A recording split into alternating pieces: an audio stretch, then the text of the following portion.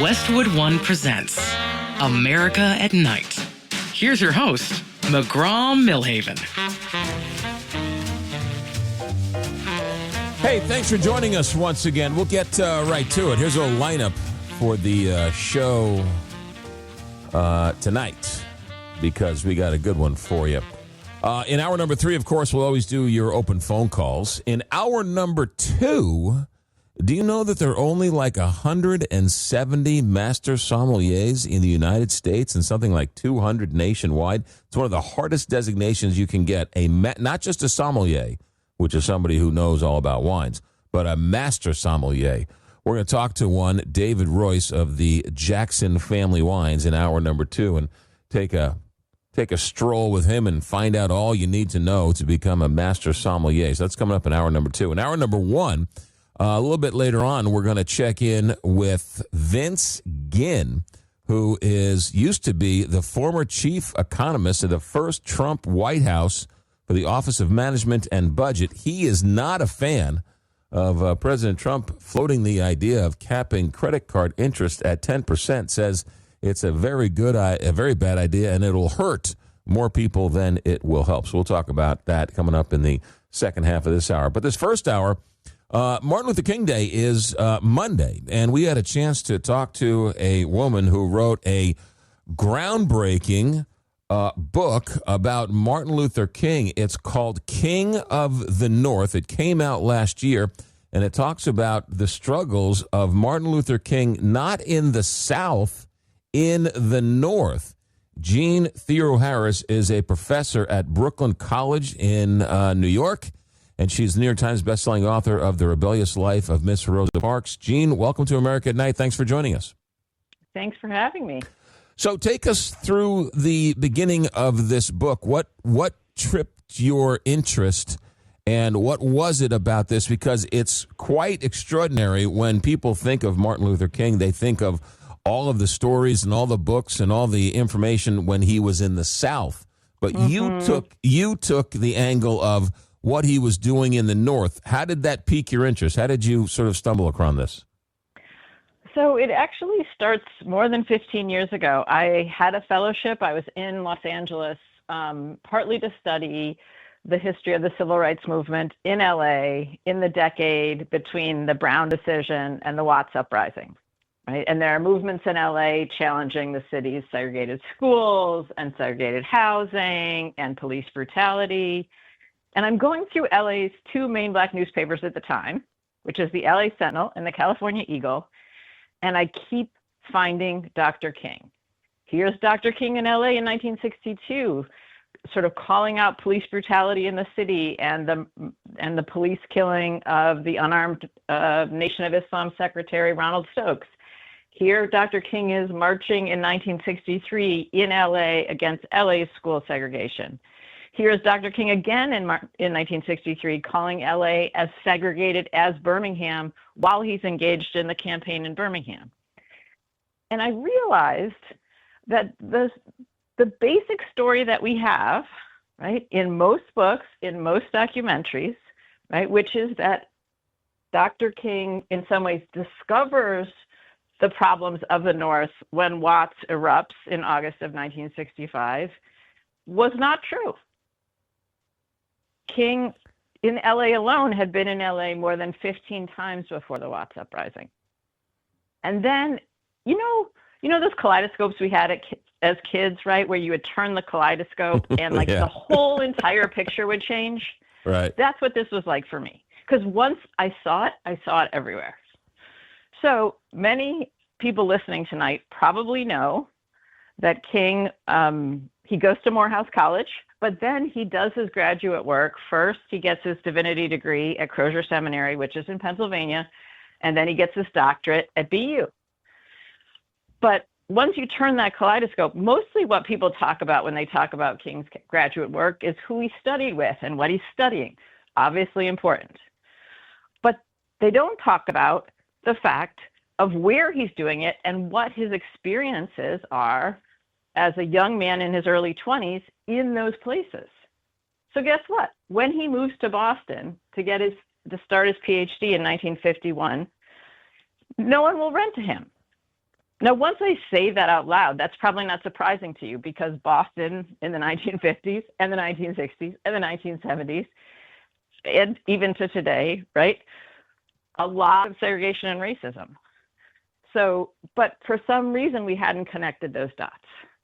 And so Dr. King and Coretta Scott both come of age outside of the South. Both of them grow up in the South, right? King in Atlanta, Coretta Scott in Marion, Alabama. But both, Coretta Scott goes to Antioch College and then to New England Conservatory of Music. And then Dr. King goes, as I just said, to Crozier and to BU. So from being a young adult on, they know that segregation is not just a Southern problem, but a nationwide problem. And they also have had very hard experiences of allies disappearing under pressure, right? So people, Northern liberals, not being so liberal at home. And we can talk more about that if you want. So that's what's so interesting, yeah. is because, right, the conventional wisdom is that he opened up the South and he exposed the racism of the South. And the North is sort of left unscathed and the story's never told. So this, so my question to you is, as a history professor in political science and writing of this book, King of the North, how was that left out? Was the history written by the North, so they just chose to forget their own racism? So, well, the history is written by the North, first by the media. So part of writing this book, I could not have written this book without the Black press. And obviously this book begins with me looking at the Black press in LA. And the Black, if you look at the Black press, the story of Dr. King is different in that, right, he's crisscrossing the country, you know, from Montgomery on, not just building movements in the South, but supporting sort of efforts all over the country. But the mainstream media, the national media, much of which is based outside the South, and I studied for this book the print media. Other people have studied television media, but I studied print media. And by the early 1960s, these major newspapers, and we might think of the New York Times, they're sending reporters South. They're doing serious, rigorous coverage, right? The sit-ins, the freedom rides, the Birmingham campaign. And because of that, I think we then trusted, and in some ways this idea has taken root in many books, right? That the media was a friend of, the national media was a friend of the civil rights movement. It helped. It was one of the good guys. And that's true partly, but at the very same time that, for instance, the New York Times is sending reporters and doing kind of a rigorous coverage of what's happening in Birmingham in 1963, its coverage of movements in New York, its coverage of Dr. King when he's in New York and when he's talking about New York racism or LA is very different. So just to give you an example, in 1964, February 3rd, 1964, the biggest civil rights protest of the era happens. We usually think that's the March on Washington, but actually it takes place in New York City. Nearly 500,000 students and teachers stay out of New York City schools on February 3rd, 1964, to protest the fact that we're a decade after the Supreme Court's decision in Brown, and there is not even a plan for comprehensive desegregation of New York City schools, let alone desegregation. The New York Times editorializes against that boycott, calls it unreasonable, reckless, and violent. They use the word violent. And so in many ways, and this is true of the Chicago Tribune, their coverage of Dr. King in the 50s when he seemed safe in the South. They write a beautiful, like, glowing editorial called Portrait of a Christian. The second he starts talking about Chicago, they're enraged. They call him an outside agitator. They have all sorts of names for him. They compare him to the Klan. By 1966, they're starting to just use his first name. You would not, I mean, it looks very much like the Montgomery Advertiser, the way the Chicago Tribune is covering King and the movement in Chicago.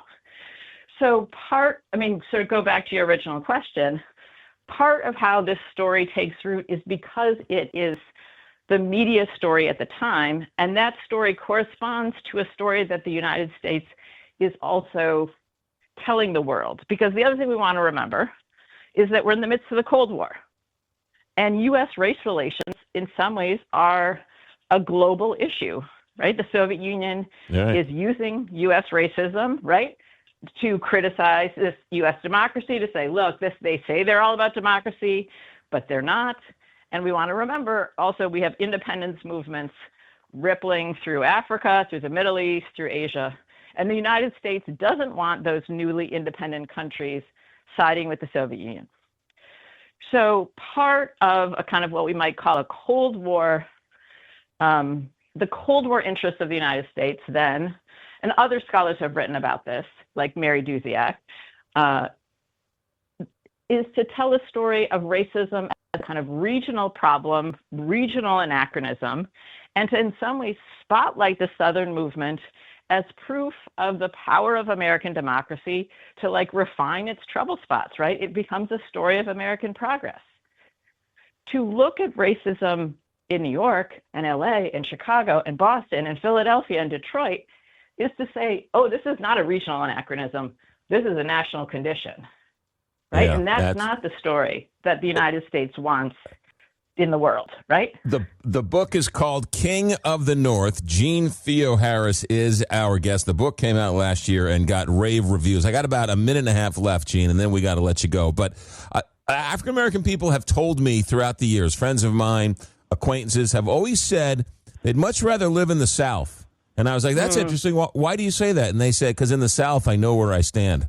In the North, I don't know where they're coming from. And it's sort of lends that quote to this book in some certain way. I mean, I think what we see in the North is a huge range of white resistance. So white resistance both takes very polite forms in terms of bureaucratic and policy ways. We want to remember that segregation in the North, school segregation, is in law and policy. You don't need a law that says Black students must go here, right? You have things called zoning, right? And you go to your zone school. Now, God doesn't create those zones. Rivers don't create those zones, right? The city and the state create what school is your zone school, and they can change those lines, and they do change those lines all the time. And what they're doing in this period is they are changing those lines to ensure that Black schools stay Black and white schools stay white in New York, in Boston, in Detroit, right? So I think there are bureaucratic means, but I think also racial violence is treated differently in the North than in the South. And we can talk more about that, I think, when we come back. Yeah, Jeanne Theoharis, I got to let you go. We're short on time. The book is called King of the North. We'll have you come back next time and talk more about it because it's a fascinating look, a fascinating story, and a great book getting a lot of attention called King of the North, Jeanne Theoharis, where all fine books are sold. Jeanne, thank you for very much. Great insight, great story, great work. We'll talk to you down the road. Thanks so much. You got it. Hey, let me tell you about some of these statements and products that have not been evaluated by the FDA, and these products are not intended to diagnose, treat, cure, or prevent any disease or condition. If you're like me, you're loving all these holiday treats, right? And I'm just not talking about the cookies, the food, the sweets, the alcohol for sure over the holidays. But all that can take a major toll on your liver, and that's where you made your resolution for 2026. But we're already in the middle of January. You got to get back to helping out your liver. Take Active Liver from New Nordic. Active Liver is available in easy-to-take tablets and delicious gummies, and it's an important part of your daily wellness routine to keep your body detoxed and feeling its best. Now, I started using Active Liver from New Nordic, and I've noticed less digestion issues, better energy, and I feel healthier and less worn down. Take my advice and get the new year off to a healthy start by adding Active Liver as a simple, delicious daily detox. Active Liver is available online at Amazon, NewNordicUSA.com, or pick up some today at your local CVS, ShopRite, Meijer Grocery, and now Active Liver is available at Wegmans. New year, new you, new Nordic. Live from coast to coast, this is America at Night with McGraw Millhaven.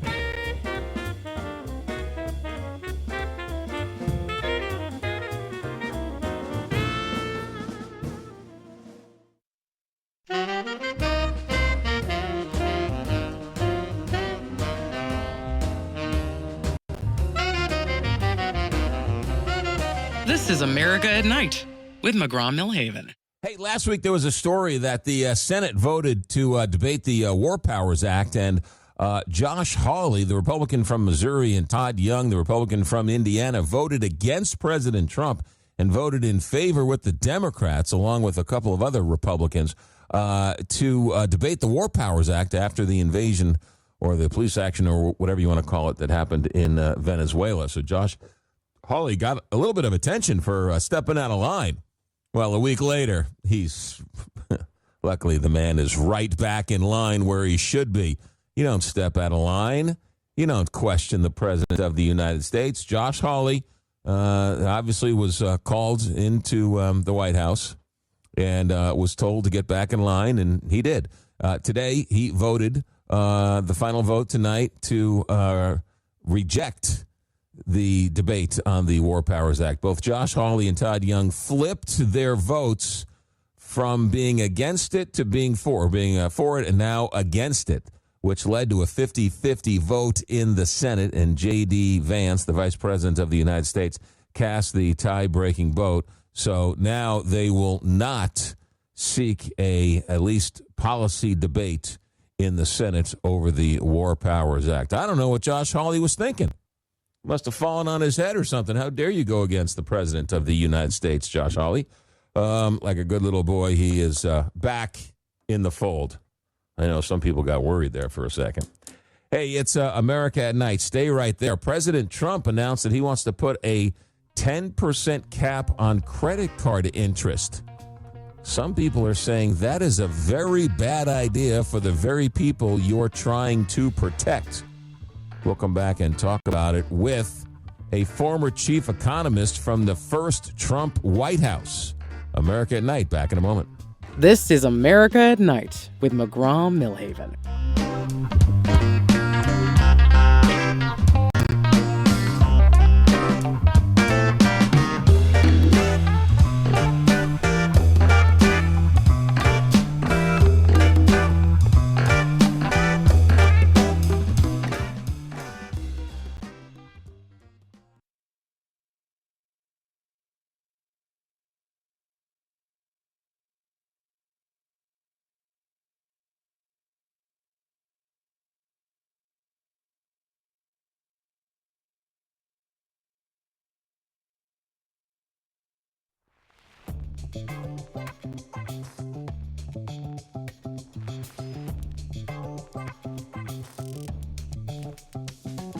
You're listening to America at Night with McGraw Millhaven.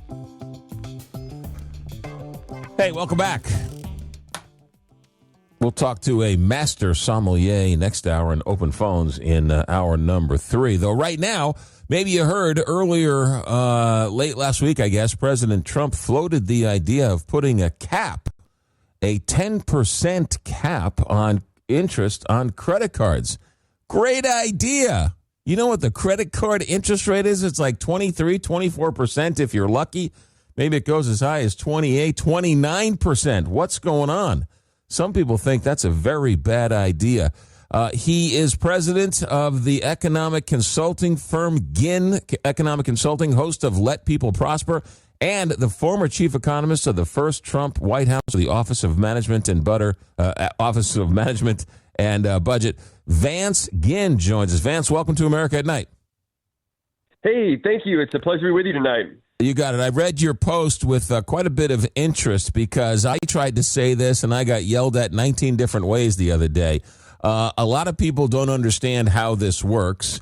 And go through this. Why is sounds like a great idea. Why not cap interest rate at 10%? That way, it'll help a lot of people out who need to use their credit card to buy groceries. All right, they're not buying Louis Vuitton bags; they're buying groceries and gas to get to work. Vance, why is this such a bad idea? Well, too often when something sounds too good to be true, it's probably not true. And unfortunately, that's the situation that we have here. If you want to cap credit card interest rates at 10% compared with the 20+% that many people have on their credit cards today, nothing is free. There's going to be a cost to that. And when you look at the data, about 15% of the interest that's on there is actually going to, those credit cards that are never paid off, that are going to default, the other sort of risks that are involved. So it's not only the direct cost to these credit card companies, but also the indirect, the opportunity cost of where else those dollars could go. In simple terms, what it means is that credit is going to dry up. If you hold the price of credit, which is the interest rate, below the market rate that's set about 20% or so, then you're going to have a shortage. And unfortunately, the people who are going to lose credit first are going to be the ones who need it the most. Usually, a lot of lower income people and things of that nature. And that's why I'm trying to caution that we don't need to put price controls on credit card interest rates. So the 28% interest rate, you're saying that if it's capped, the only way the credit card companies are going to make money is if they only lend to people with better credit card scores and or credit ratings because they want to get their money back. So I'll give it to somebody who I know I have a better chance of getting my money back than a person who doesn't. So it's going to be harder to get a credit card if they cap the interest?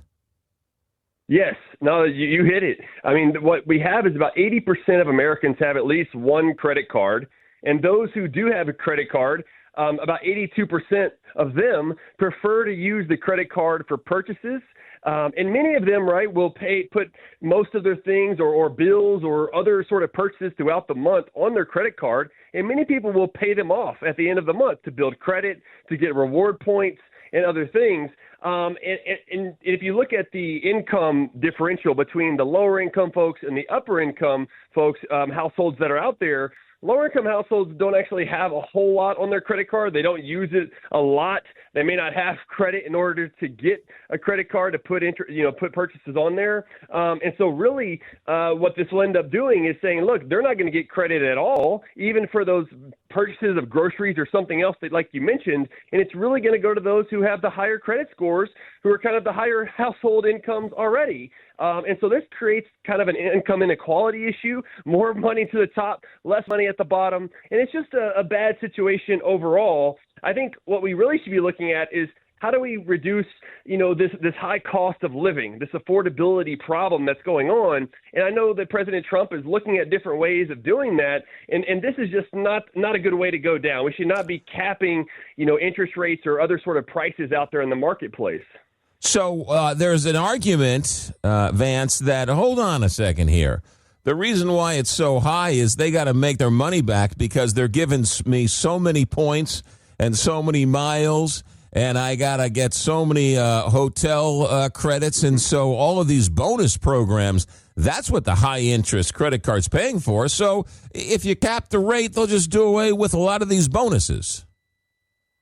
Well, I mean, there's some truth to that. I mean, that definitely is a part of their profitability, of their business model. But it also helps to reward those people who are using the credit card to continue to do so. So, one thing that, as an economist, that I look at is what is the supply and demand? And there is still a lot of demand for credit cards, and especially those cards that provide more points, whether it be Southwest or United or other types of credit cards that are out there. Many people like to get those rewards. It makes them feel good. It makes them feel like they're getting something back for using the card over time. And I think that sort of value add would likely be lost if the interest rates were capped. But that's not the end of the story, because it's not just those reward points. It's the credit availability. That's the part that I'm really concerned about for those who may need it the most are unlikely to get that credit card.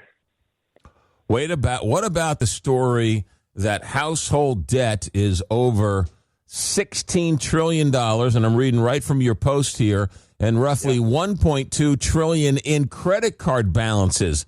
That's a nightmare, isn't it? Well, it is. I mean, it's a massive amount of money.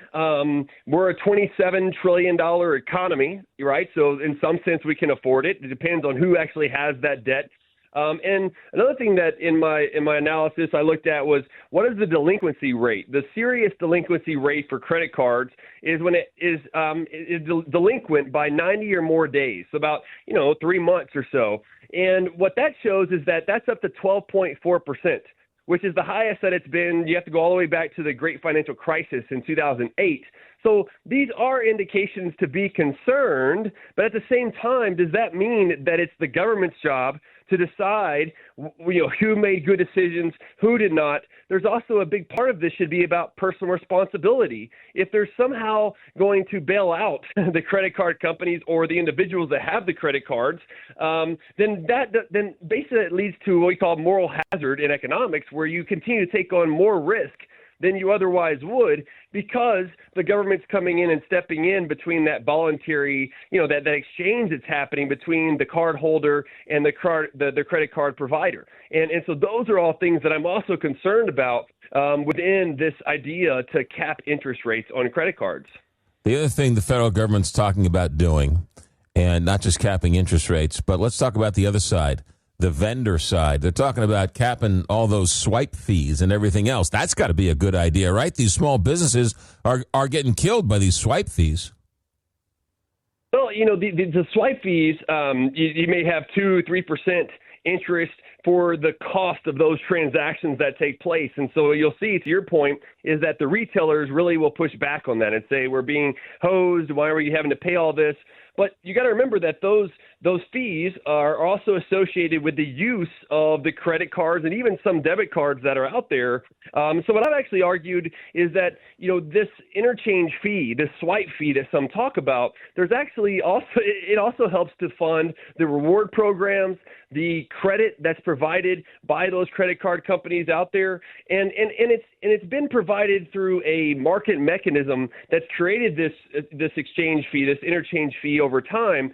I would rather not see that done away with. Instead, I would think about ways to remove regulations in the financial sector that are keeping the cost higher than otherwise. Instead of having the government try to come in and solve the problem on the back end, let's look at how government is actually creating problems on the front end of creating higher prices of doing banking and therefore higher costs on interest rates for all of us. What about the fees, the late fee? You get the 0%, some of those store credit cards where, you get, you buy a new TV and you get 18 months of free financing, but you miss a payment, and then the interest goes all the way back to the day you took the TV out of the store. There's some regulation in there you would like to see come along?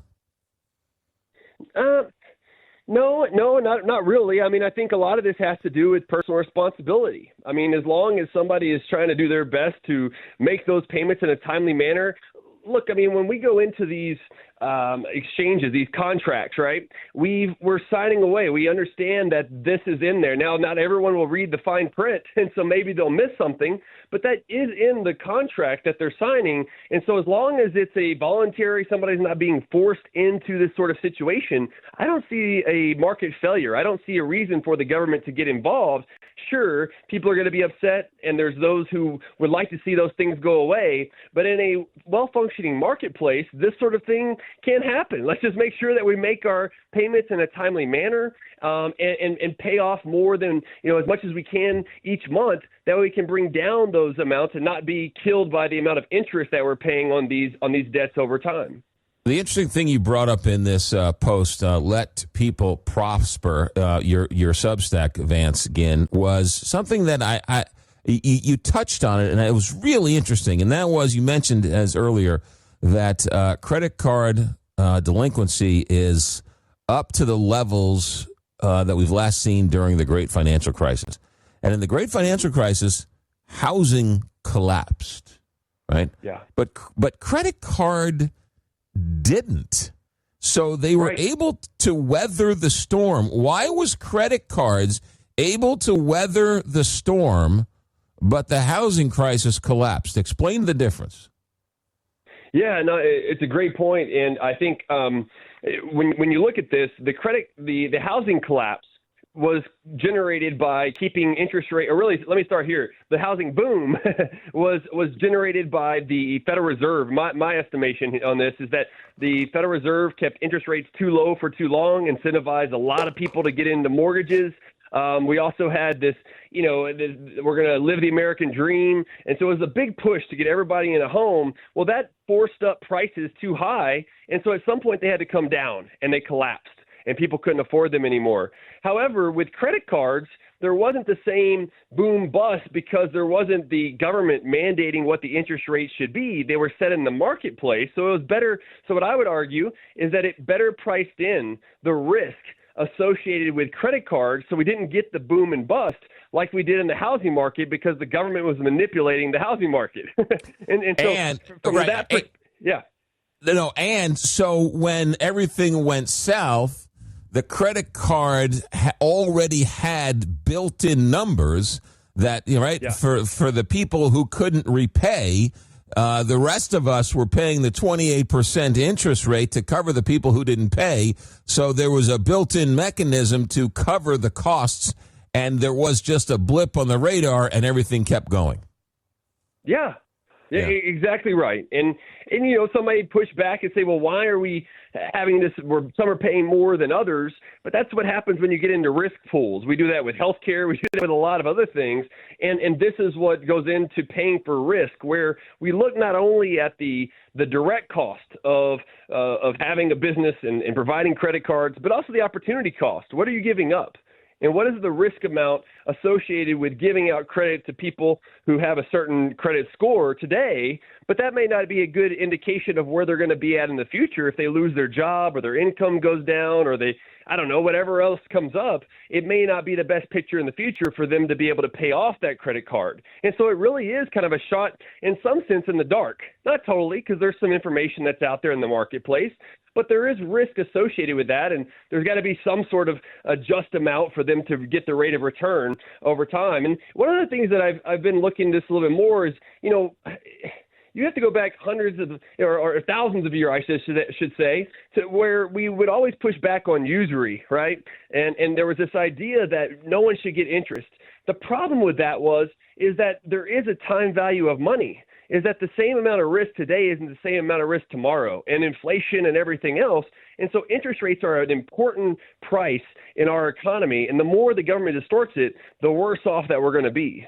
Yeah. The other thing, too, is, a lot of people talk about rent-controlled apartments, and they think that's a great idea for keeping rents low. Very, very similar to the idea of capping interest on credit card debt. But rent-controlled apartments is the single worst idea to getting affordable housing, because if you're not allowed to raise the rents to fix the plumbing, to fix the broken ceiling, to fix the roof.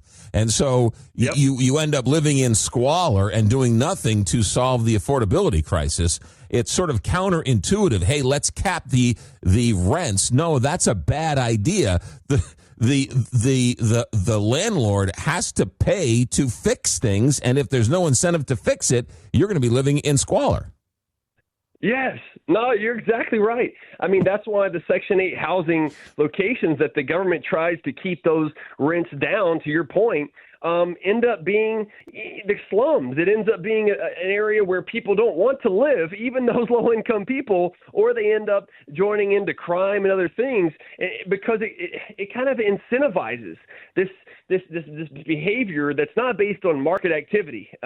It's not based on voluntary exchange. It's based on the forced government hand, a top-down approach, and then we see what the bad outcomes are over time. Yeah, no, President Trump and Mondami singing, eating out of the same idea, right? Having lunch together, capping the interest rate and capping the rents. It's like Mondami and Trump are the same guy. So there you go. Well, don't say that too loud, because Senator Bernie Sanders and Elizabeth Warren have both been pushing bills to do exactly this. So you're not too far off there. Yeah. Vance Ginn, the Substack is Let People Prosper. Interesting post I saw today. I wanted to get you on. Thanks for checking in. Thanks for your candor, and we'll talk to you down the road. Thank you, sir. Thank you. You got it. There you go. Vance Ginn, the Substack is Let People Prosper, talking about capping credit card interest rates. Sounds like a good idea, but in theory, it sounds like a good idea. When you put it in practice, it turns out to be a very bad idea. America at Night, back in a moment. From the heart of America, this is America at Night with McGraw Millhaven.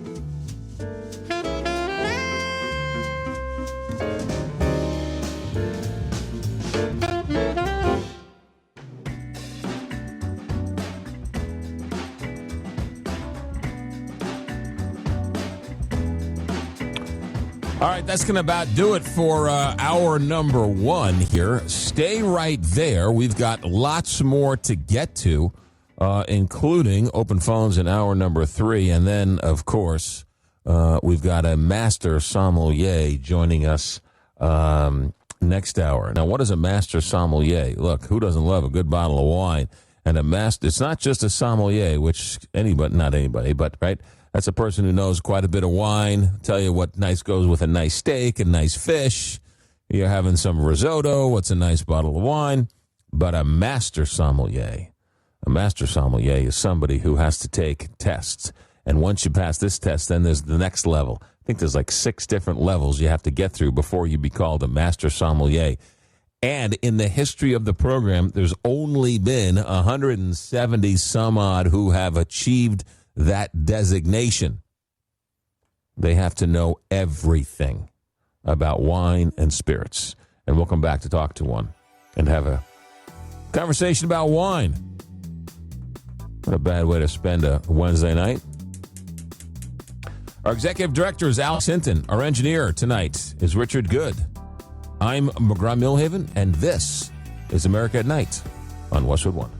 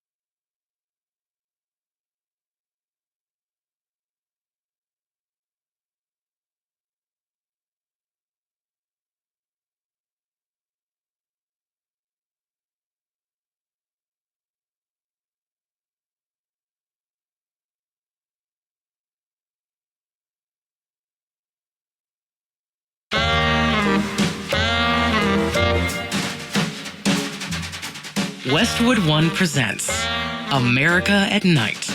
Here's your host, McGraw Millhaven.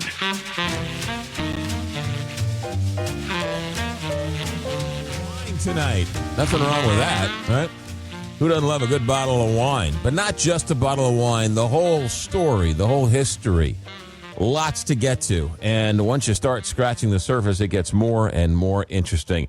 Our guest this hour is a master sommelier, and a master sommelier is what we're going to talk about tonight, because it's not just wine. It's how do you get to become a master sommelier. David Royce is our guest. He, of course, works for the Jackson Family Wines, and he became a master sommelier in the fall of 2019. David, welcome to America at Night. Thanks for joining us. Hi, how are you this evening? Doing well?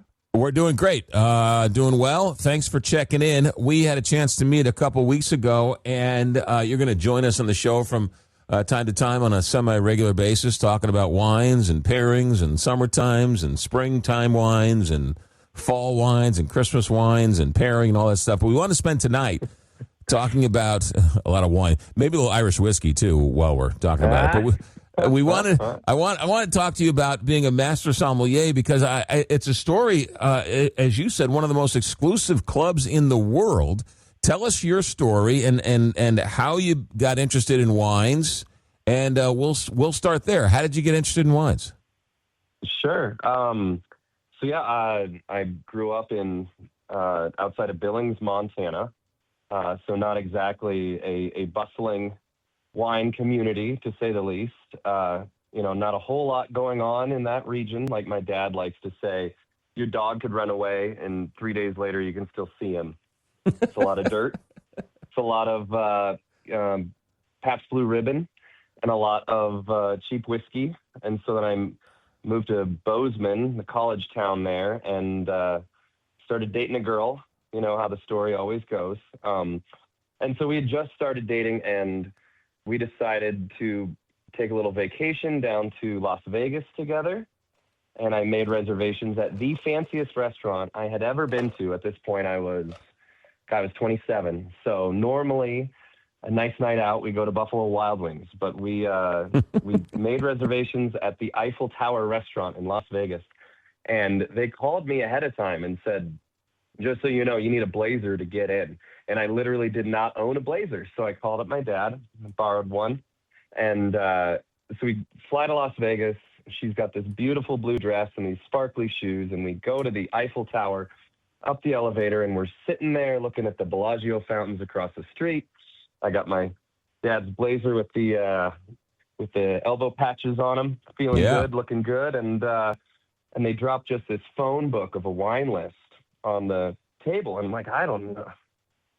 Pretty girls like wine. We're in a nice place. I think wine, it makes sense. But I start reading through the book, and I'm like, I don't know what any of these words mean. I'm absolutely out of my depth. I'm trying to impress this girl. I'm spending more money than God on this whole thing. And I'm like, I'm screwed. Like, I'm out of it. And then they say, would you like us to send the sommelier?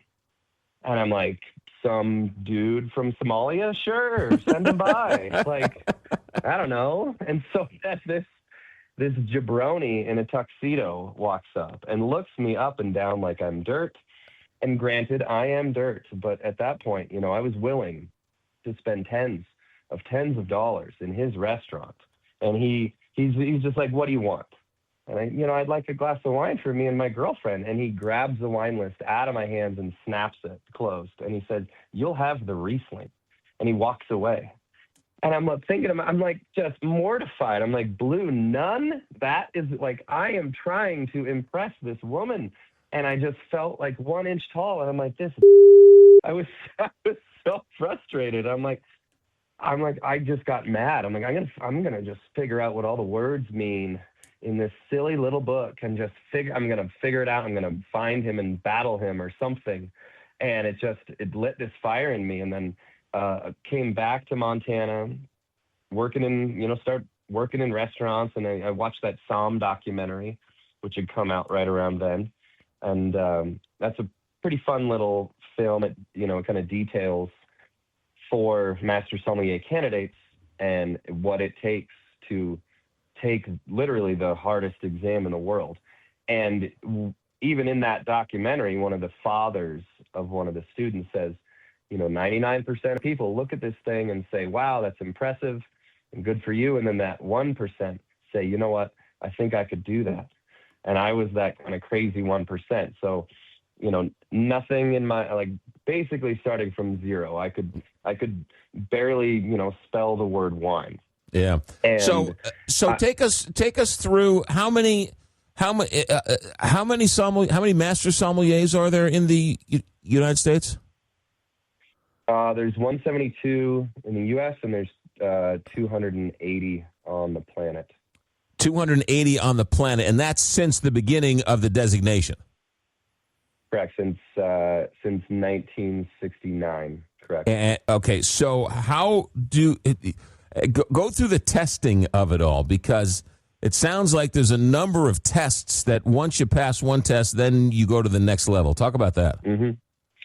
Yeah, so 4 total levels of examination. Level 1 is a written exam, and there's a 2-day course where they teach you a lot of the basics. McGraw, I think if we gave you that exam, I feel confident that you'd crush it. The level 2 exam, then the pass rate drops to about 50%, and that is a blind examination of 2 white, 2 red wines, and you have to discern the grape varietal, country of origin, region, a suggested food and wine pairing, the blind tasting exam. Then there's a written theory exam, and then there's a service exam where you kind of have a simulated restaurant, open champagne, make a cocktail, food and wine pairing, service, practical. And with those 3 components, you need a 60% across all 3, and then that you'll become a level 2 certified sommelier. And all right, hold on a second. So they blindfold you, and they give you a glass of. Do they blindfold you? I love it. Excuse me. Let me be clear. So it's a blind tasting. They don't. You get to use your eyes, which is good. But okay. I suppose blind. And that's a solid question. It's you are double blind. You have absolutely no knowledge whatsoever of what the wine is going to be. It can be kind of more or less any classic grape grown in a classic region, representative of that varietal or region. So, okay, so it's the label is hidden, if you will. It's correct. in a glass, and you can see it now. So, but you have to be able to taste it, smell it, right. however else look at it, and you have to discern what type of wine it is and what type of region it's from and what country it's from. At the higher tier, you would give the final conclusion of the grape varietal, country of origin, region, sub-region, quality level, and year the wine was produced. Wow. That's you drink a lot of wine. I mean, how do you go about discerning that? I could see me getting into a lot of trouble studying for this test. Well, and honestly, I remember seeing that documentary, as what now, I guess 11 years ago, and I had exact same reaction to it as you did. And I thought, what in the world? That sounds crazy.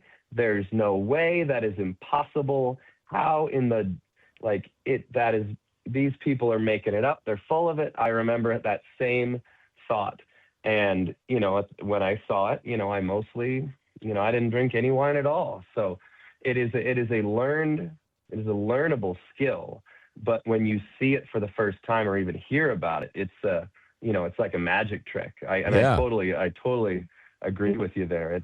It sounds insane, but, me and my friends have, we torture each other every week or twice or 3 times a week. We'll pour wines for each other blind and watch them, go through the process. And then sometimes you nail it and sometimes you absolutely don't.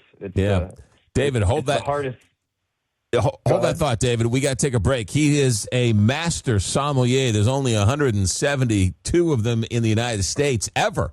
We'll talk more about wine with David Royce, who is with us, who is part of the Jackson family wine family. We'll come back and talk more. America at Night, back in a moment. America at Night with McGraw Millhaven.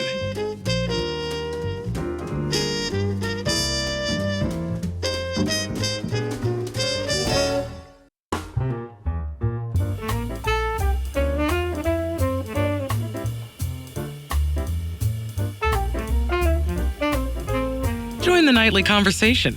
America at Night with McGraw Millhaven. Hey, David Reese is with us. He's a master sommelier, and there's not a lot of those out there. He joined the Jackson Family Wines in the fall of 2023, and he's talking about what it's like to become a master sommelier. David, how hard is it? And give us a little insight into how to determine if a grape is from, say, California or a grape is from Spain. How do you tell the difference? Give us a little primer here. I love it. So, if I'm walking through, let's say I get poured a glass of red wine, first I'll look at it, the density of color. If I can see all the way through it, I instantly start thinking, okay, I can read the newspaper here. That means it's a thinner skinned grape, and then classically I'm in, Pinot Noir, Nebbiolo, Sangiovese, Zinfandel, Grenache. A big chunk of the wine world instantly falls away. And I say, okay, now my my focus is narrowed, and then I smell it, and I always ask myself, does this smell like fruit or does it smell like dirt? And that's to say, if it jumps out with this juicy, ripe fruitiness, I think this is a warmer climate and very clean, pristine, sanitary winemaking, and that brings me to a warm New World location like Australia, California, Argentina, Chile. But if it smells like dirt, like earth, cigar, cedar, leather, tobacco, savory aromas, that usually brings me into Europe. So just by one glance and one sniff, I've indexed now into what type of grape it is, probably, and then what part of the world it's probably coming from. And then there are even more kind of classic markers. But, me and my dorky wine friends will do, a dry tasting note, and I'll describe to you the color and the aroma and the structure. And then if you index that correctly through that theory, all that you've studied about these grapes and how they show in the glass, you can usually get there with 4 or 5 data points. When you pull the curtain back and learn the process, it's a lot less magical, but it's a really fun skill. And it's brought me a lot of joy and a lot of challenge, but it's a pretty cool thing. Yeah, I've heard that wines in Italy, for some reason, I want to say there's something that they don't add in the wines in Italy or Europe that they add in America, that you get a bigger hangover with American wines than you do with European wines. True or false? I've found that to that point, American wines, California makes the majority, and there's big, beautiful California sunshine growing those grapes. So the grapes accumulate sugar converts to alcohol. Generally speaking, California wines have higher alcohol, and European wines are, further north in latitude, cooler climate, can be generally lower in alcohol. So that said, if you have a 3 glasses of 16% California Cabernet versus 3 glasses of, say, 12% French Cabernet Franc, that'll add up. And, your headache might be a little bit worse after that higher alcohol expression from Cali. I like to try to drink a glass of wine in between, I like to drink a glass of water between each glass of wine just to try to take the edge off. So gotta stay But there is no anything added in one place or the other to sort of lessen the alcohol or lessen the hangover at some point. Just an old wives' tale when I was visiting some winery in Italy, I guess, huh? Yeah, and I mean, I've heard that too, and that might be something they'll tell you in Europe to make you like their wines a little bit better. I don't know if that plays out in reality. I'm not 100% sure, but I'd say the alcohol component, that I know to be true. That they say that right on the label. So I know. Why does it take? Because some of these wineries and some of these places, right? These wineries are hundreds of years old, and so can you determine a newer grape that's only the vine is 2 or 3 or 10 or 12 years old versus a vine that's 100 years old? That it's such a cool thing. That's part of the magic of this. Older vines, generally their yields drop, so they make less and less fruit, but the fruit that they do make is more concentrated in flavor and aroma. And so generally the older the vine, very often the better the wine will taste. Young vines make plenty of fruit, but it's the flavors ultimately can be more or less kind of diluted. In terms of actually assessing the vine age in the glass, you get that density of concentration and flavor complexity. It becomes more interesting. There's more layers, and that can be a clue that there's old vines at play. Yeah. Really interesting stuff. David Reese, our guest for a couple. We'll take him back one more segment with him. He is part of the Jackson family wines, became a master sommelier. How many tests, how many levels of the tests do you have to pass to become a master sommelier? 4 total, and I took a test every year, and it took me 11 years. So I failed 7 out of 11 years in my examinations. which many people are saying you did it on the fast track, right? There are that's about par for the course. Okay. Failure is an ever-present reality across this examination. We're going to come back, talk more about that, and also a little Irish whiskey, because as a master sommelier, you have to know all about that as well. So we'll come back and talk with David Rees about all of that. He's a master sommelier. There's only 170 of them in the United States, and he joins us as we continue America at Night here with McGraw Millhaven, master sommelier from the Jackson Family Wines, David Rees on America at Night. This is America at Night with McGraw Millhaven. Coming to you from the heart of the nation, this is America at Night with McGraw Millhaven. David Rees joins us. He's a master sommelier and the National Education Director for the Jackson Family Wines. We're talking about wines. David, what have you seen in terms of the wine and the grapes when it comes to climate change? There's been a lot of change, a lot of warmer weather, right? It gets colder where it used to not get colder. It's more rain. It gets warmer where it wasn't as warm, more flooding. What is that doing to the grapes, and what do you see, and is that showing up in the wines? Yes, it is. I mean, it's hugely, hugely detrimental. You know, that's the crux. This is literally an agricultural product, and it is absolutely at the mercy of Mother Nature. So if we have this crazy cold snap when the grapevine's trying to flower, it won't produce fruit. And so then you're out of luck. Or like big, huge hailstorms that will shred the grapes off the vine, or super deluge rains the grapes will then swell and dilute the flavor. I'd say one of the most extreme examples that inevitable kind of creeping climate change is that Champagne, you know, up at the, say, 49th parallel in latitude, keeps getting warmer and warmer and warmer. And, you know, a region founded on tart and fresh and crispy, crunchy, mouth-watering wine flavors, as it gets warmer, that tartness, that freshness starts to turn down. So Champagne producers are more or less chasing the cool climate, and they are actually now going north and buying land in England. They're going up into about the 51st parallel, up in Essex and Sussex, kind of southeastern England, buying land there because climatically, 2 degrees further north is very close to what Champagne, France climatically used to be like in the 70s and the 80s. So big houses in France are buying land in England to try to maintain that style of wine because they are having a really hard time doing it in France. And there's dozens of other examples, but it's not great is the short answer. And now is it that grapes need the dry air, right? I mean, rain at a point of time, but also you need the sort of dry, no rain, right? You need almost drought conditions in some way, shape, or form. Do you not at a certain time of the growth? Oh, yeah. Yeah, you need, a nice wet winter would be great.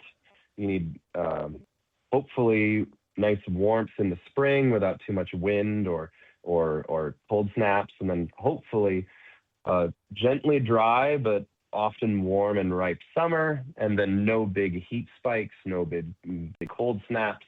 You want a nice kind of bell curve of temperature, but as the temperatures get more extreme, they've been running into flooding and hail and cold and hot. And again, you get one chance. If you have an acre of grapes and say migratory birds come through and eat all your grapes, then you are screwed, and you literally cannot make wine. You have to start over next year.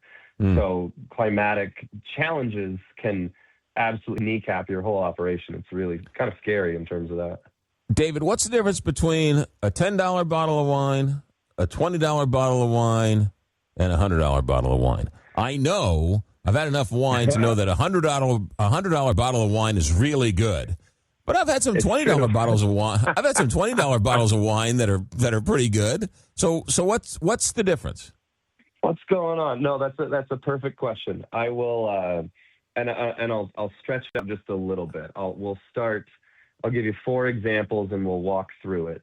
I guess $2 chuck, which with inflation, I'm sure it's not $2 anymore. But let's say, what do you got going on there? You have like hundreds and hundreds of acres in the Central Valley in California mechanically pruned, mechanically harvested, mechanically sorted, crushed and fermented in massive, massive stainless steel tanks, kind of a huge bulk operation, aged for a tiny amount of time and siphoned into thin glass bottles with a screw cap and a cute label. And that there's your, let's say, $5 bottle of wine. Let's go up to $20. And now, you might have, instead of this massive, maybe fruit from the entire state, now you're looking at fruit that comes from, say, one specific region like North Coast California. You get a little more, you get lower yields. So the grapes will make less wine, they'll grow less grapes, but the grapes they make are going to taste better, taken a little bit more care of, brought in by, mechanical harvesting, but then we're going to age it for longer. We might age it in a little bit of oak barrel to give it a little cinnamon, vanilla spice. We might have a little higher quality bottle and a much cuter label we paid the graphic designer a little bit more, but still delicious, no doubt in my mind. And then let's go up to your $100 bottle. Now, instead of the entire state of California, now we're drinking one tiny little postage stamp. It's all coming from Napa Valley. So the premier, beautiful little valley in Napa, that's where all the fruit's coming from. So you know exactly where it's from. Yields are super low. The grapevines are taken beautiful care of. We're often hand pruning, we're hand harvesting. A lot of TLC is layered on here. We're aging in brand new oak barrels. We're aging for a year and a half, maybe more. Then we're resting the wine. We're aging it in bottle for even longer to help those flavors integrate and kind of come together. And then we got a nice, beautiful bottle with a beautiful cork and a really beautiful label at this point, and might come wrapped in tissue paper to really indicate quality. And now last, we're going to say what's in a $1,000 bottle of wine. And now that is really, if any, no expenses spared at this point. I've seen wineries who have these big, beautiful grape plants, and they're normally might have 7 or 8 clusters of grapes. They've pruned them down to just 1 or 2 clusters. So incredibly, incredibly low yields. It's all hand harvested, brought in very gently. They have these machines called optical sorters that will laser scan each berry and make sure each one is absolutely perfect. If one's a little raisiny or one's a little green, it'll blow it out of the way with a little puff of air. And then crushed, fermented in brand new oak barrels, aged for now 2 years, and left in the cellar for even longer. And then you've been on a waiting list, McGraw, for about 5 years to even get the opportunity to buy 1 bottle of this wine. And then when you finally do it, you post it on Instagram and everybody likes it. So you get not only the most premier expression of this grape from this beautiful, beautiful little, might even be a single vineyard, one specific, big football field of grapes, exactly where the wine's coming from, exactly how it's raised. And everyone on Instagram loves the pictures you post of you drinking that bottle. That's not even the most expensive version, but that's kind of the extreme. Yeah, that's the look difference. At me version there. Yeah. All right. Let's talk for a couple minutes about these oak barrels, because we hear a lot about the oak barrels. And you mentioned a higher end bottle of wine gets a new oak barrel.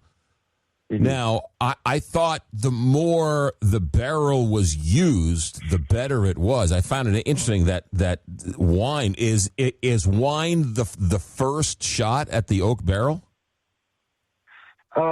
Usually, but it comes down to money, really, in that a brand new French oak barrel, they can only make out of a huge oak tree in France, they can make about 2 barrels out of each tree, and that has to be about over 100 years old to get the right circumference. And they'll mill it and shave it and form it, and then each new barrel is give or take about $2,000. And standard 225-liter barrel size that you're familiar with, it holds about 300 bottles of wine. And why we would take that huge expense is that because when you age a wine in that new French oak barrel, it leaches the flavors out of the insides of the staves as the wine rests in it. So you're adding this beautiful cinnamon and vanilla, mocha, baking spice, chocolate, all these flavors are leaching into the wine. And also a little bit of air is getting in and out of the barrel, and that softens the wine as it's exposed to a little bit of oxygen. But, if you're a startup, you're just beginning your winery, you don't got $2,000, you can only buy used barrels. And the more years that you use it, the less and less and less flavor that you're actually going to get out of it. So it might add a little, expose the wine to oxygen to soften it up a little bit. But, if you want that real luxurious chocolate, vanilla, cinnamon, you got to drop an extra $2,000 for 300 bottles. So it makes it taste good, but your cost of doing business goes up, and then the bottle price goes up. So there's I thought the barrels. I thought the barrels were American white oak barrels. For bourbon production, yes, absolutely. Okay, but not wine. Wine is all wine or French oak, or just sort of depends. Usually, yeah. French oak is kind of classic. Some producers do use American oak, but it gives a little bit of a different flavor profile. Some love it, some don't. But yeah, it's kind of dealer's choice when it comes down to what the winemaker has in mind. David Reese is our guest. He's a master sommelier and a national education director for the Jackson Family Wines. I got a couple more minutes. I want to get to the barrels because, are you there, David? No. I want to get to the barrels because the barrels live an interesting life in and of themselves, because once they're used for the whiskey, then they sort of get sent all over the world for tequila and rum and everything else. And so I wanted to spend a minute talking to David. Let's take a quick break. We'll come back. We'll get him back on the line. We'll do that. Live from coast to coast, this is America at Night with McGraw Millhaven.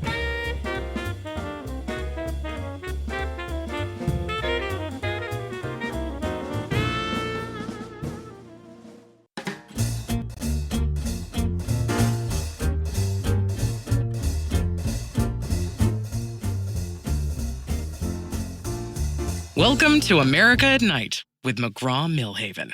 Hey, thanks for joining us on America Night. We had a little bit of a technical glitch. I know there's been glitches all throughout the country all night long with cell phones and everything else. We don't really know what happened, but we got a technical glitch. We are back, so we apologize to our guest, David Reese. We'll get him back and talk more about that, but we apologize, and onwards and upwards, and the show must go on. Hey, we got some news here coming out of Minneapolis, and it looks like these pictures and these videos coming out of Minneapolis are just heart-wrenching on so many different levels. And it looks like, according to media reports, a federal agent has shot and injured an immigrant in Minneapolis tonight. Federal officials said an incident that touched off clashes between protesters and law enforcement that came just 1 week after that woman was killed. Tracy McLaughlin, spokesman for the Department of Homeland Security, said in a statement that federal agents were trying to arrest a man from Venezuela who was in this country illegally. She claimed that he fled from agents, and when the officers caught up to him, she said that he began to resist and violently assault the officer, and that two people came out of nearby buildings and joined in attacking the officer with a snow shovel and a broom handle. The officer feared for his life, according to reports, and fired shots, striking the man whose agents were striking the man in the leg, looks like. She said the agent and the man who were shot were in the hospital, and that the other two people accused of attacking the agent were in custody. Look, we're just starting to get word of this right now, and we'll get more details as it sort of comes along. But this is not, as awful as this is not shocking. And The whole thing is out of control. Now, I know that sounds ridiculous. I know that's like the obvious, but it's out of control. The protesters are out of control, but ICE is out of control as well. They're walking around like the violence and the intimidation is the rule.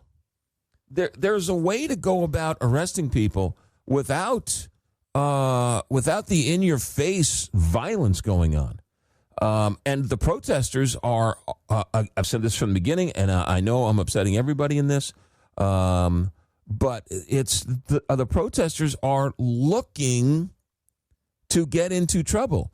Right? This is on the week of Martin Luther King Jr., right? It was the peaceful protests that changed the world, right? And what did Gandhi say? And what did Martin Luther King say? The minute we fight back, the minute we go violent, we lose the cause.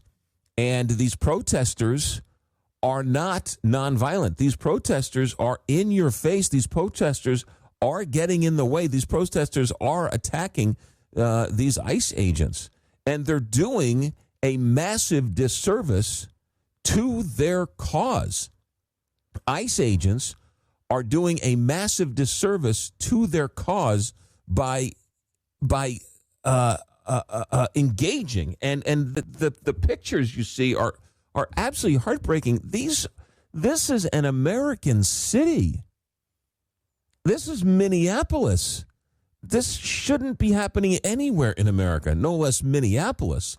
And it's just taken on a life of its own. And I said this before, and I'll say it again. As tragic as this is, if there weren't cameras, these two groups would be acting very differently. If every single person didn't have a cell phone, and there was no media, and there were no cameras, they would act completely differently. They're acting for they're acting for the clicks. They're acting for the video to go viral. That's what they want. Absolutely heartbreaking. So the latest news tonight is that an agent shot a Venezuelan immigrant while the immigrant was trying to resist arrest. Right? There are ways to arrest people in that you can right. ICE arrests people all the time without incident. Police officers arrest people all the time without incident. You don't need this escalating intimidation factor. It's just unbecoming, and that begets more violence from the protesters, and the protesters' violence gets more violence from ICE, and it's this escalation. Absolutely heartbreaking. Open phones next hour. Stay right there. Our executive director is Alex Hinton. Our engineer tonight is Richard Good. I'm McGraw Millhaven, and this is America at Night on Westwood One.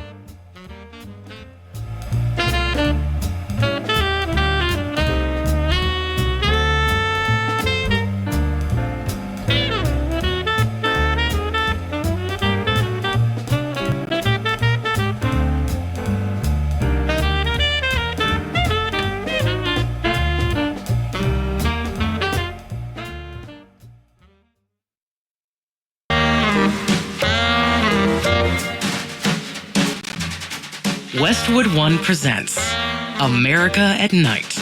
Here's your host, McGraw Millhaven.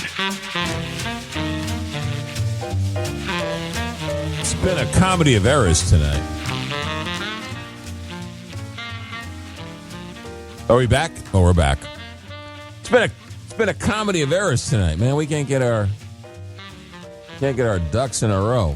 It's got to be part of that outage that was earlier today with T-Mobile and Verizon and everything else. I tried to call a couple people today and got nothing but just, crickets on the phone. And then somebody tried to call me and they sent me a text and they said, I called you, but I could only hear you in Spanish. So I don't know what was going on. But I don't know if it's a full moon out there or not, but been an interesting night. All right, it's open phones.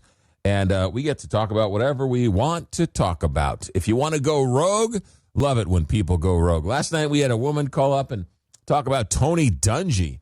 And then I've telling Tony Dungy stories for the last 24 hours. So if you are so inclined, we'd love to hear where you are, what you're doing, what you're thinking, what you've been doing. You got a question, you want a late night conversation? That is, I tell you what, since taking this show and getting ready for this show, that was the most fun I was looking forward to, was this hour of open phones and the wild card line. And remember Art Bell, East of the Rockies, you're on the air, and the wild card line where he had a line, and it not only was it not screened, but it just rang, and he would hit the button and he said wild card line, and it was, you didn't know who they were, you don't know what, it was truly a wild card line. And he saw it ringing, and he'd just hit the button and say, who are you? Where are you calling from? Welcome to Art Bell. And from his home in Pahrump, Nevada. And the man was a legend. The man was a late night radio legend, gone way too early. An absolute legend. Let me tell you a couple Art Bell stories over the years. But anyway, I digress. That was right. That's the most fun. What? Every time you hit the button, what are you going to say? What are we going to talk about? But of course, we can talk about the news of the day. We can talk about whether it's sports, whether it's baseball, middle hot stove conversation. You want to talk politics. You want to talk Trump. You want to talk Iran. That story fascinates me. And guest suggestions. You heard something earlier. Somebody asked you something. You got a riddle. You got a story. You got a trivia question.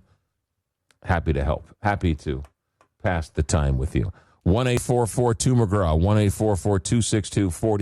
1-844-262-4729. 1-844-2-McGraw or 1-844-262-4729. I remember Larry King once. He was on with David Letterman. And David Letterman and him got into a conversation about something. And they started talking about the audience. And David Letterman asked Larry King, do you have any idea how many people are listening or where they're listening? And Larry King said, well, there's ratings, but they're kind of skewed, and, they're just sort of guesses and so on and so forth. And he says, but ultimately in the end, he says, I have no idea. He says, I have absolutely no idea who's listening to the show. And as a avid listener to the Larry King show, right, I always lamented the fact that, I was sitting in my bedroom listening to the show, and this poor guy had no idea I was listening, but I was just riveted and captivated by this little box in my room with this little radio, and the voices would come out of this box, and it was just, oh my goodness. I really fell in love with radio. I'll tell you exactly when I fell in love with radio. And I could probably go back and find the exact day. But the very first baseball game I ever went to was at Shea Stadium, and the New York Mets were playing the St. Louis Cardinals. And Ted Simmons hit a home run, and I believe it was a grand slam, ultimately putting the Cardinals ahead to win the game. And me being a Mets fan, I got used to being disappointed while going to Met games. And that was my first foray into the world of baseball. And on the way home, we were in the Country Squire with the wood paneling. And we're going home, and we're in the car.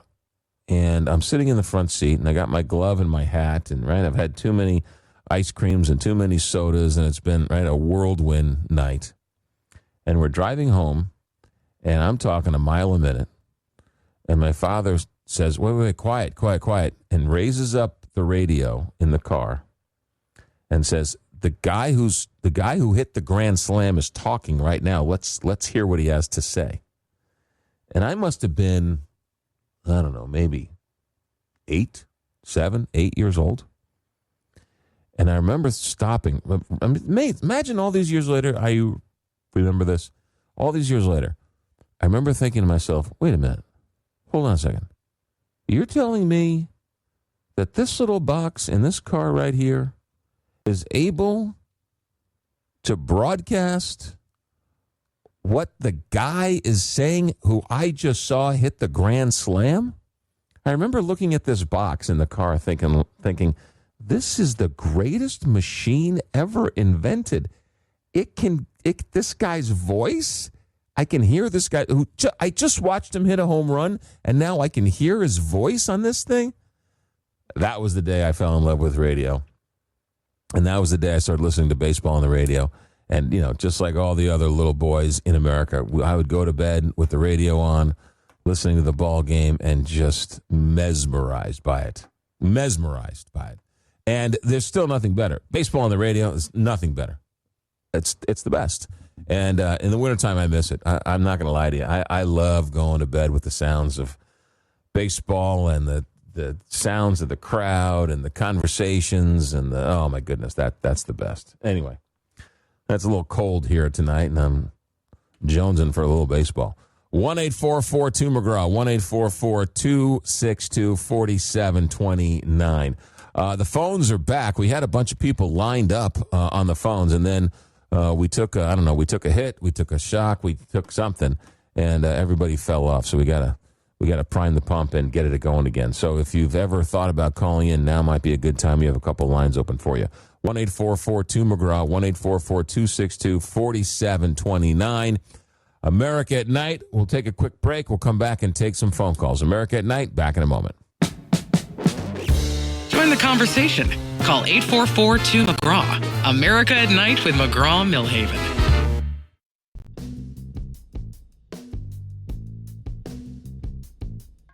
You're listening to America at Night with McGraw Millhaven.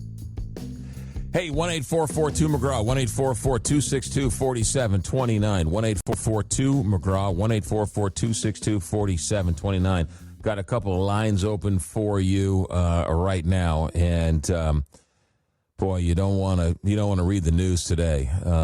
Just sad news after sad story after head scratcher versus heartbreaking story.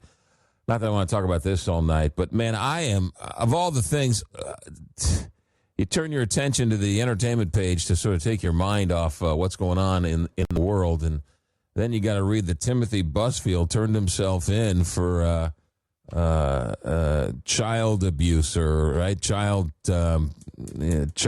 abuse, I guess, is the official charge. But Timothy Busfield, Danny Kincannon from The West Wing, Poindexter from Revenge of the Nerds. I don't know what was his name on 30-something. I never liked that show. But his best role, well, first of all, he was the brother in Field of Dreams, right? He was the guy who was trying to buy the farm from Kevin Costner because he plowed under his baseball field for a baseball diamond to sit there and watch nothing, and right? He was the brother. Where did all these people come from? But his best movie, I think one of the best I don't want to be controversial, but top 5 baseball movies of all time is Little Big League. Little Big League, he plays the first baseman, and it's a great premise for a story. Now, it's ridiculous, but they pull it off. The premise of Little Big League, here we are talking baseball again. Man, I'm really jonesing for some baseball, aren't I? The story about Little Big League is that the dad owns the team, the Minnesota Twins, and I believe the dad was Jason Robards. And he dies, and he leaves the team to his 12-year-old grandson. And his 12-year-old grandson is a baseball fanatic. Ultimately, the 12-year-old grandson, decides to name himself the manager. So, of course, right, all the trials and tribulations of a 12-year-old, he has to go to math class, and then he's got to go on the road. Mom's worried about him, and then mom starts dating the other first baseman, who's played by Timothy Busfield. It's actually really, really good. And I love Little Big League. And then, of course, now you hear Timothy Busfield has turned himself in. He claims he's innocent. He's going to fight this. He says it's not true. I hope it's not true. These stories where I hope it's not true, but I also hope that there's a way to prove that it's not true, because The allegation is awful in and of itself, and you'll never be able to live it down if it's not true. There will always be some doubt, and the man's life is ruined in one way, shape, or form. So I who knows? I hope it's not true, but it's never good. That the mugshots out there and everything else. But what a sad story about Timothy Busfield. And then with all the things going on in the world, why is Donald Trump picking a fight with the Danish over Greenland? What is the point? I get it. National security is very important. What is it that you need to do with Greenland that you can't do already? You got enough going on with Venezuela. You got enough going on with Iran. You have enough going on with Gaza. You have enough going on with all the tariffs. You got enough going on with Ukraine. You got enough going on with the economy and the rising costs and the affordability and everything else. You have enough going on with Minneapolis. Do you really need to pick a fight with the Danish, who is a NATO country?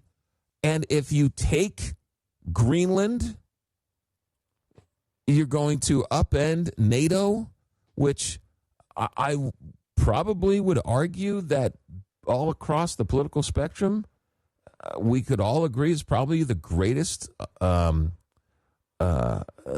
greatest treaty, the greatest agreement the world has ever seen.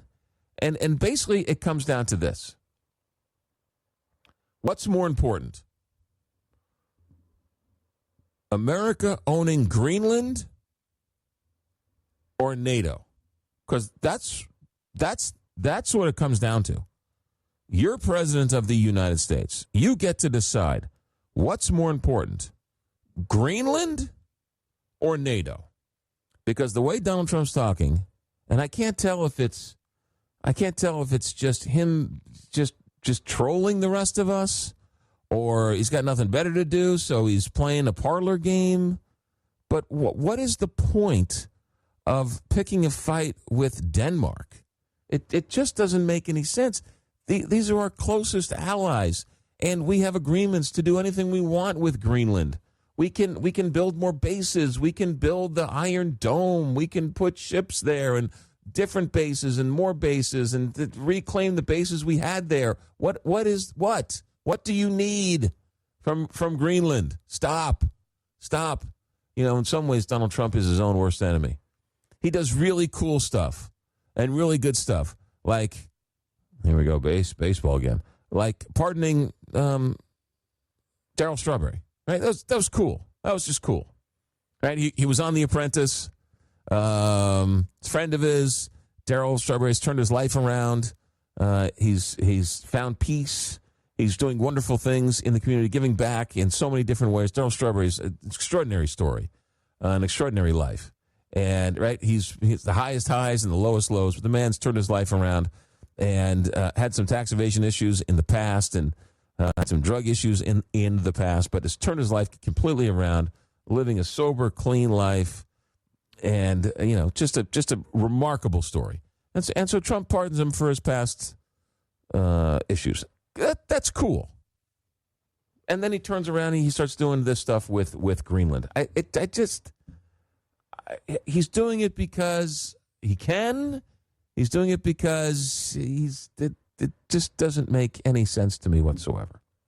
With all the things going on in the world, leave Greenland alone. You don't need chaos every second of every day. All right.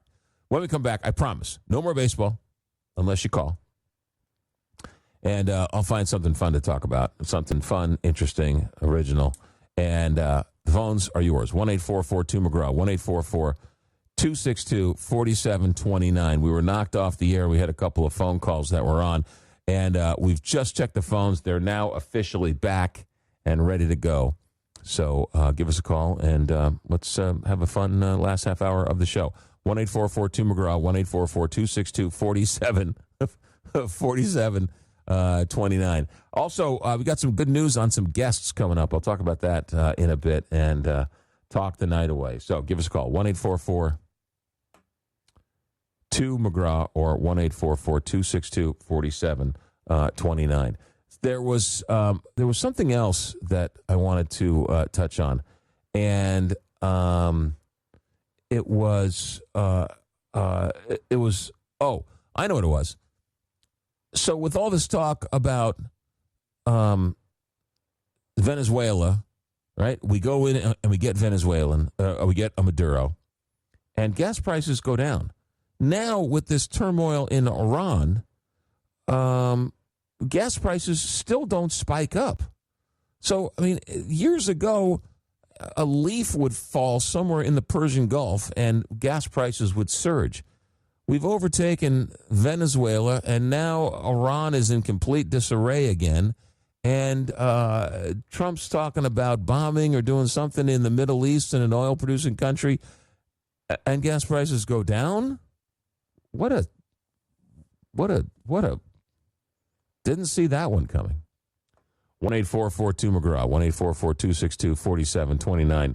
Gil, you'll be first up when we come back. Hang tight. America at Night, back in a moment. Coming to you from the heart of the nation, this is America at Night with McGraw Millhaven.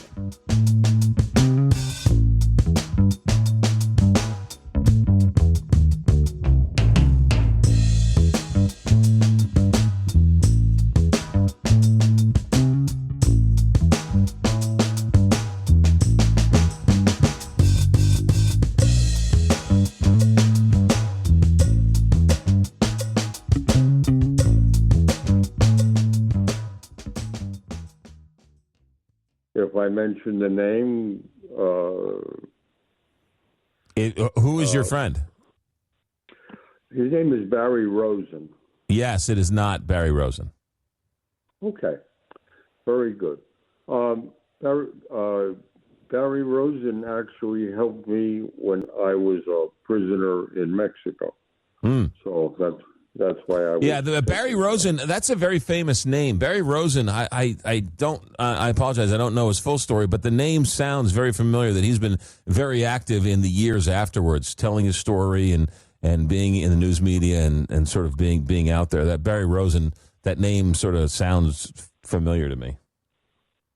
Well, he was very active with Joe Lieberman. They had a lobbying group to try to keep Iran from getting nuclear weapons. Oh, okay. And he was very active and very outspoken about that over the years. Okay, and I'm good. sure he's very happy with what Donald Trump did to the Iranians. All right. But that was it, and I'll be listening Monday night. And, you got it. Thank you again. Thank you, Gil. I appreciate it. Yeah. No, Monday night we're going to have on one of the 51 of the 52 hostages that were held for 444 days. That's Monday night on Martin Luther King night. Scott in St. Louis, thanks for holding on. You were on America at Night. Apparently when he bombed Iran, apparently there's some, or Israel bombed, I don't remember which one.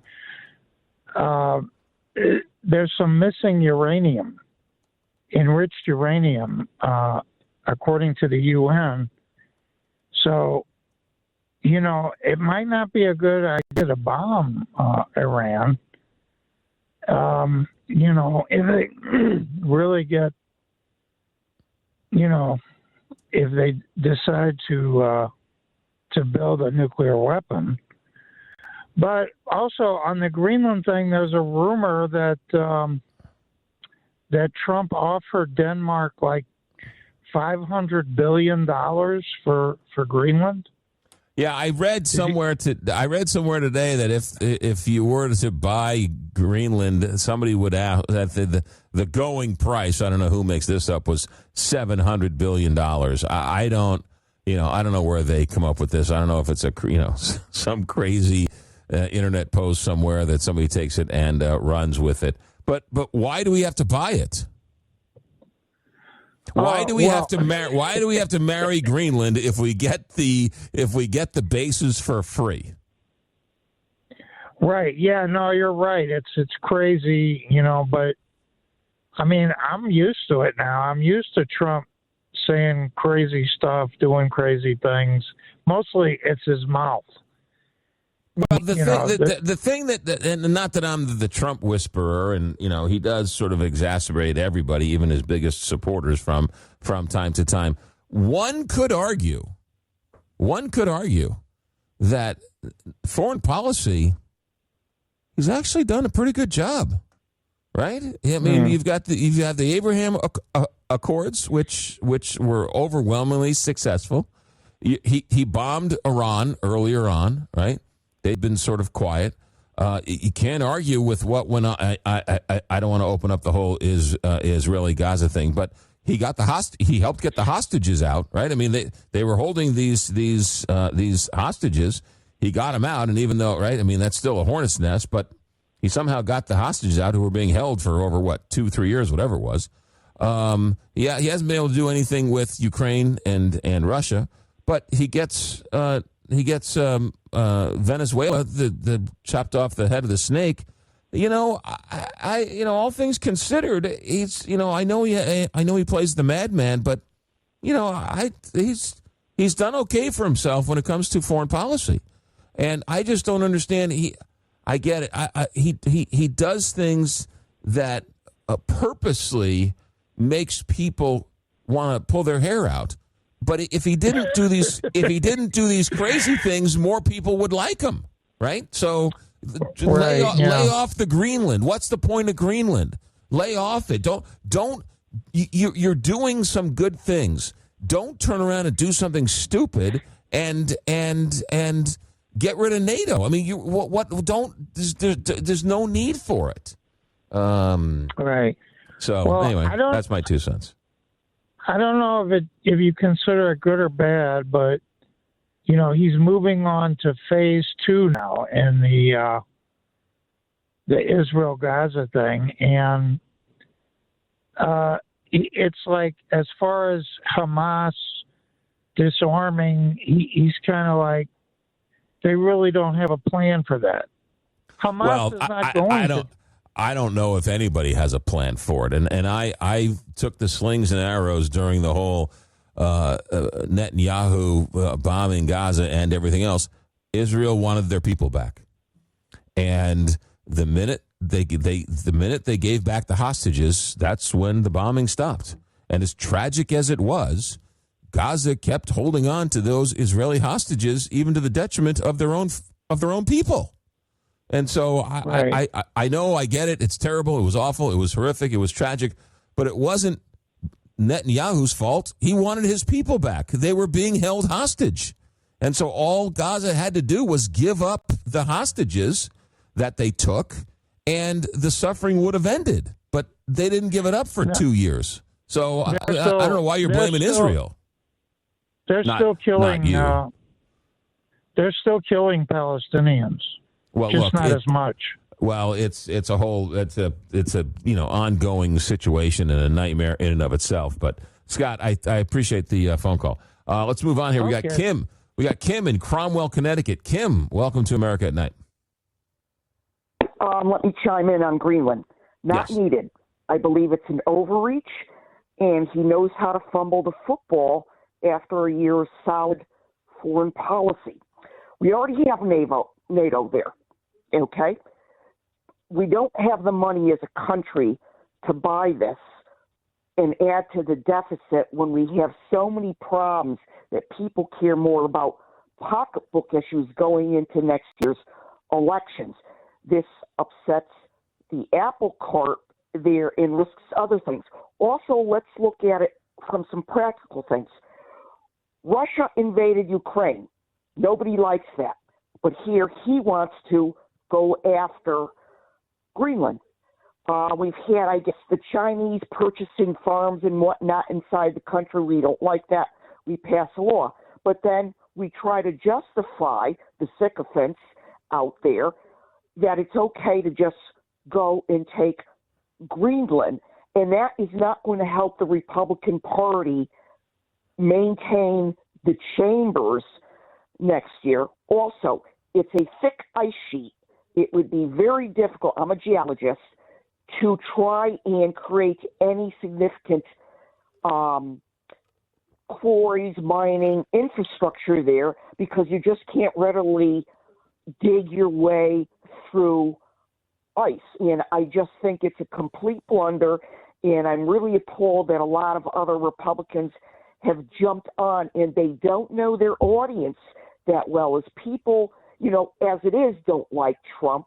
He gets very manic when he goes off like this. And this is not going to attract votes. It's going to keep losing votes. Kim in Cromwell, Connecticut, thank you for chiming in. Call back anytime. Okay. You got it.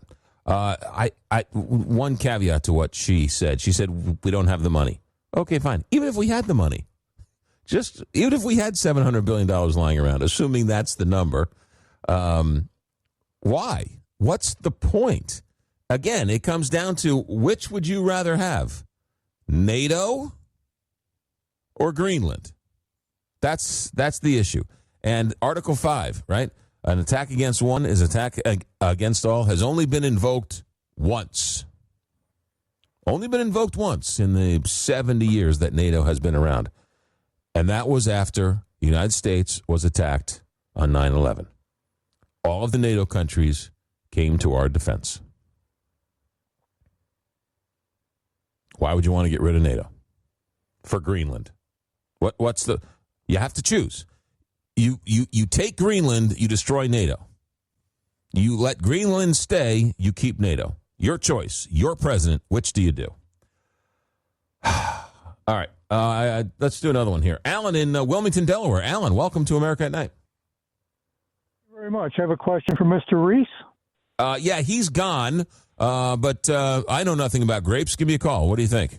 Ask me the question. Okay, so what I'm thinking is that he was discussing different conditions, climate change, etc. Yeah. But I was wondering if grapes for wine could be cultivated in a greenhouse or a temperature-controlled environment. It's a great question. I have no idea. No, he was on.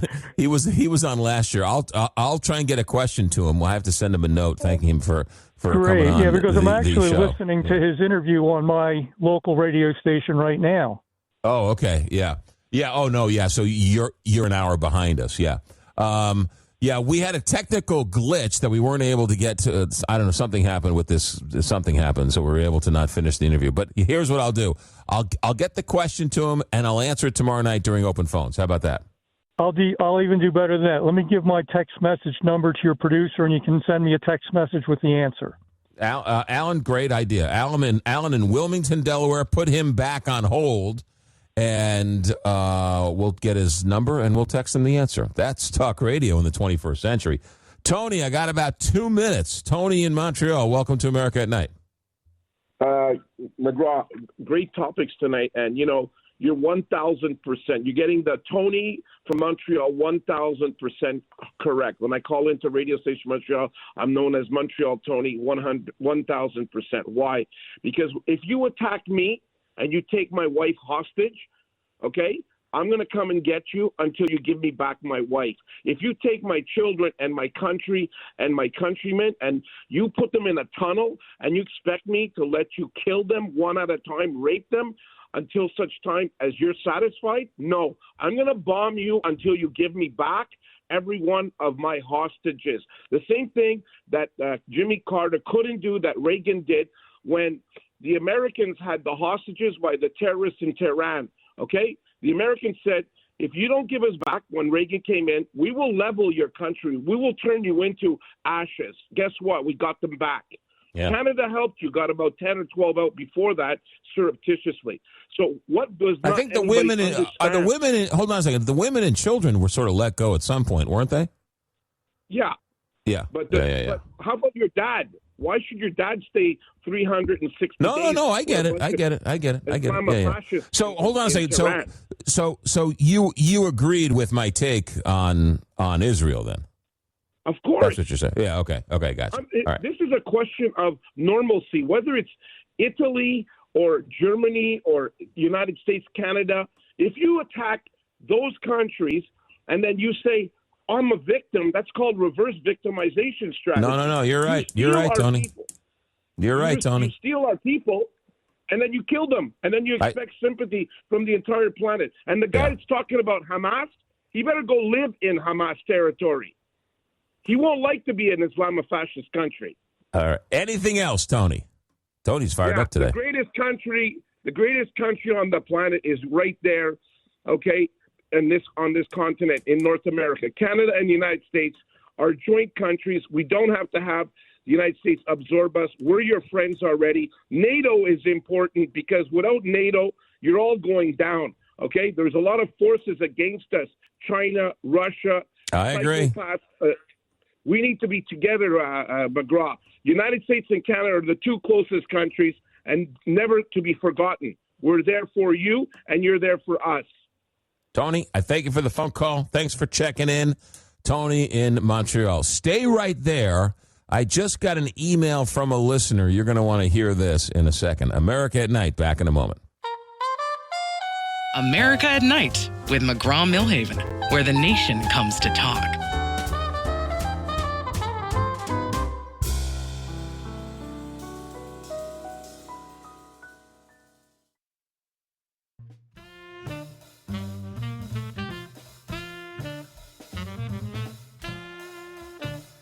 Hey, we'll leave you with this story. I started off the hour talking about the very first baseball game I ever went to, where it was the Cardinals versus the Mets at Shea Stadium. I said I was about 7 or 8, and I said Ted Simmons hit a home run to win the game. And on the way home, we were listening to the radio, right? And my dad turned up the radio, and I heard Ted Simmons being interviewed on the radio, right? Remember that story I told, 45 minutes or so ago? Some listener sent me the box score of the game on Monday, June 23rd, 1975. The Cardinals beat the Mets 4-0 at Shea Stadium, and Ted Simmons hit a pinch hit grand slam. Right? I said this. I said Ted Simmons hit a grand slam to win the game. Ted Simmons hit a pinch hit grand slam to win the game. Cardinals win 4-0. Listener somehow found this box score of this game and sent it to me. That's unbelievable.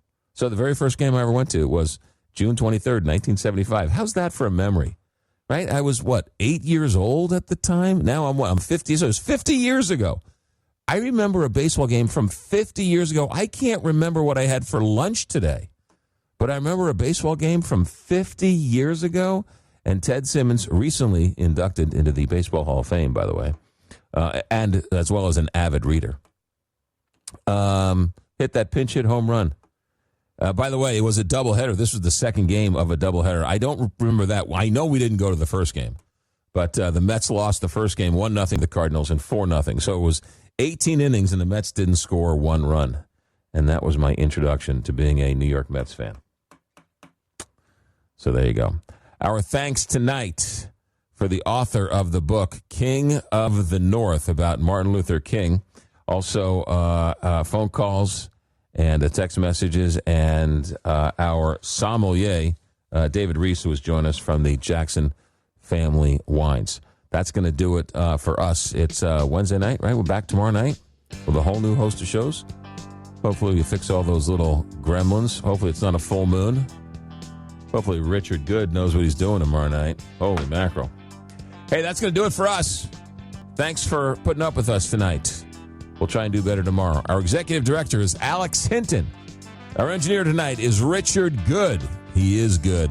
I'm McGraw Millhaven, and this is America at Night on Westwood One.